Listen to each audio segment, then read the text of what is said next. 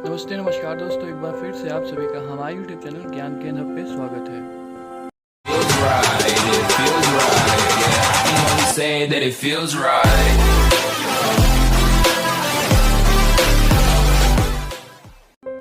आज कवि, उपन्यासकार, नाटककार, चित्रकार रविन्द्रनाथ टैगोर की पुण्यतिथि है। 7 अगस्त 1941 को इनके गुरुदेव का निधन हो गया था।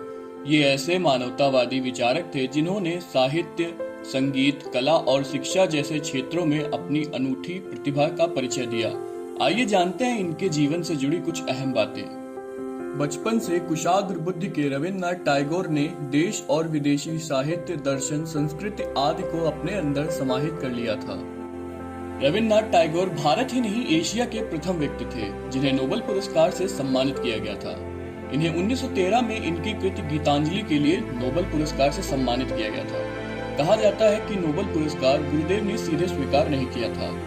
उनकी ओर से ब्रिटेन के एक राजदूत ने पुरस्कार लिया था और फिर उनको दिया था।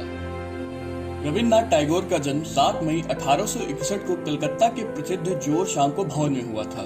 इनके पिता का नाम देवेंद्र नाथ टैगोर उर्फ देवेंद्र ठाकुर, जो कि ब्रहा समाज के नेता थे।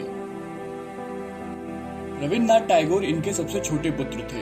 इनका परिवार कोलकाता के प्रसिद्ध व समृद्ध परिवारों में से एक था। रविन्द्रनाथ अपने माता पिता की 13वीं संतान थे। बचपन में इन्हें प्यार से रवि बुलाया जाता था। 8 वर्ष की उम्र में इन्होंने अपनी पहली कविता लिखी। 16 साल की उम्र में इन्होंने कहानियां और नाटक लिखना प्रारंभ कर दिया था। रविन्द्रनाथ टैगोर दुनिया के संभवतः एकमात्र ऐसे कवि हैं जिनकी रचनाओं को 2 देशों ने अपना राष्ट्रगान बनाया। बांग्लादेश के राष्ट्रगान के रचयिता भी रविन्द्रनाथ टैगोर ही हैं। भारत का राष्ट्रगान रविन्द्रनाथ टैगोर की ही देन है। रविन्द्रनाथ टैगोर की बाल्यकाल से कविताएं और कहानियां लिखने में रुचि थी। रविन्द्रनाथ टैगोर को प्रकृति से अगाध प्रेम था। रविन्द्रनाथ टैगोर एक बांग्ला कवि, कहानीकार, गीतकार, संगीतकार, नाटककार, निबंधकार और एक चित्रकार थे।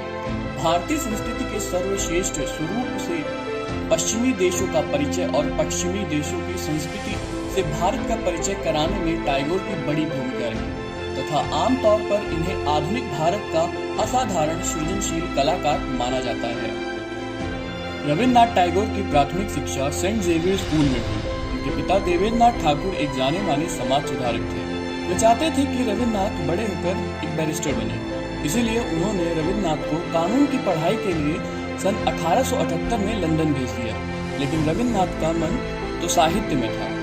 फिर मन वहां कैसे लगता। इन्होंने कुछ समय तक लंदन के कॉलेज विश्वविद्यालय में कानून का अध्ययन किया, लेकिन सन 1880 में ये बिना डिग्री लिए भारत वापस आ गए।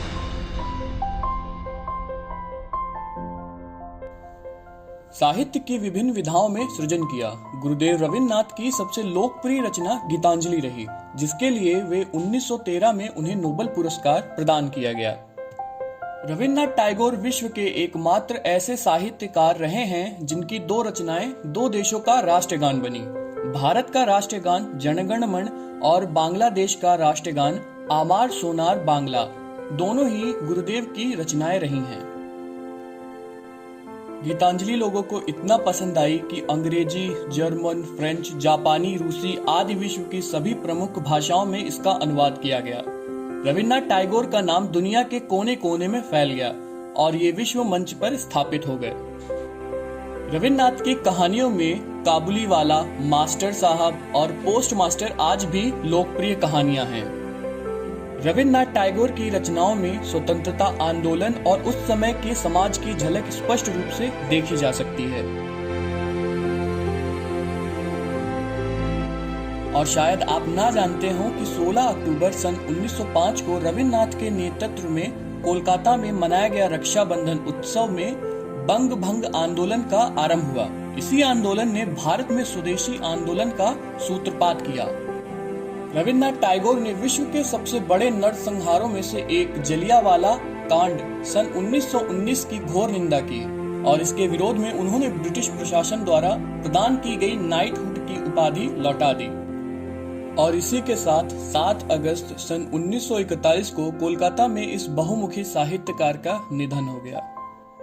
आपको हमारा वीडियो पसंद आया हो तो हमारे वीडियो को लाइक करें, शेयर करें और हमारे यूट्यूब चैनल को सब्सक्राइब करें। अगर आपके पास भी कुछ ऐसे ही इंटरेस्टिंग टॉपिक्स हैं तो हमें वीडियो कमेंट बॉक्स में बताएं और हम कोशिश करेंगे उस पर वीडियो बनाने की।